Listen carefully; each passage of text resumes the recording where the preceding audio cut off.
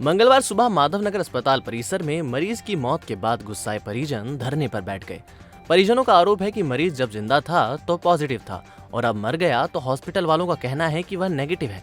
वहीं मृतिका की बेटियों ने आरोप लगाया कि रेमडेसिविर के 6 इंजेक्शन उज्जैन के अलग अलग दुकानों से खरीद कर दिए, जो कि करीब 1 लाख रुपए के आसपास में मिले।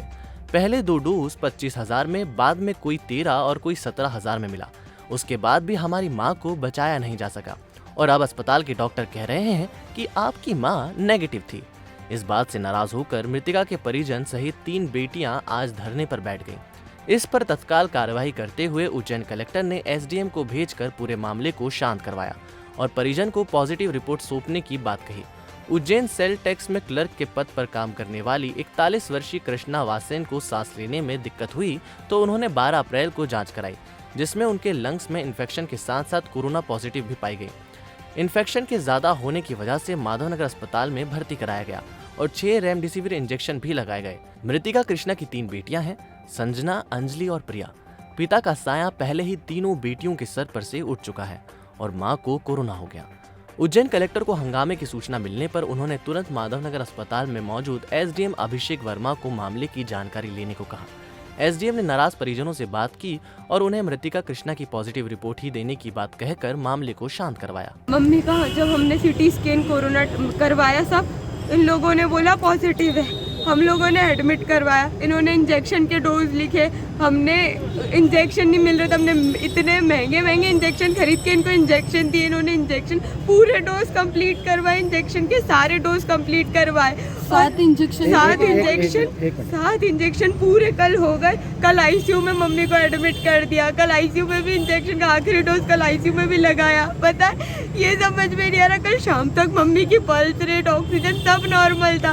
सिर्फ थोड़ी देर में, आधे घंटे में हमें कोई मिलने नहीं दे रहा, हमें कोई बता नहीं रहा कि अंदर क्या चल रहा है और फिर पता नहीं क्या हुआ। और फिर कल तक भी हमको जैसे तैसे संभाला और अभी नेगेटिव रिपोर्ट बना के दे रहे। क्या ऐसा क्या कर लिया जो नेगेटिव रिपोर्ट बना के दे रहे? अभी क्या हालत है मम्मी की? अभी नहीं है, रात को चले गए मम्मी। और अभी क्या बोल रहे हो कि नेगेटिव रिपोर्ट? अब नेगेटिव है तो इतने महंगे इंजेक्शन का क्या करें? इन लोगों ने बेच दिए क्या हमसे लेके? वो जिस दिन पॉजिटिव रिपोर्ट आई थी उसका आपके पास है क्या? वो हाँ है ना। उनका बोला इन्होंने 6, डॉक्टर सुनानिया जी ने 6 इंजेक्शन लिख के दिए थे। ठीक है, यहाँ से हम इतने 2 दिन परेशान हुए, यहाँ पे इंजेक्शन हमको मिले नहीं। अब नाटा मेडिकल यहाँ इतने राउंड कटे, हमको इंजेक्शन नहीं मिले।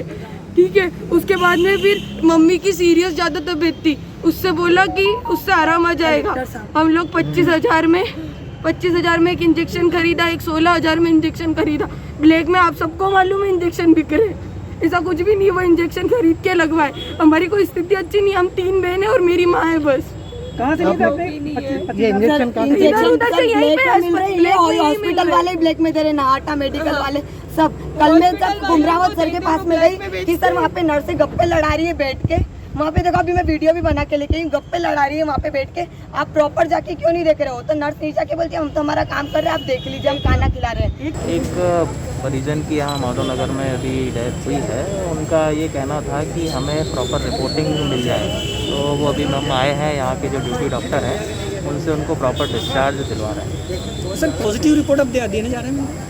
जी हाँ, ये जब भर्ती हुए थे तो इनकी रिपोर्ट पॉजिटिव थी और उपचार के दौरान इनकी मृत्यु होना भी डॉक्टर बता रहे हैं। उसी तारतम्य में इनको रिपोर्ट अभी दी जा रही है।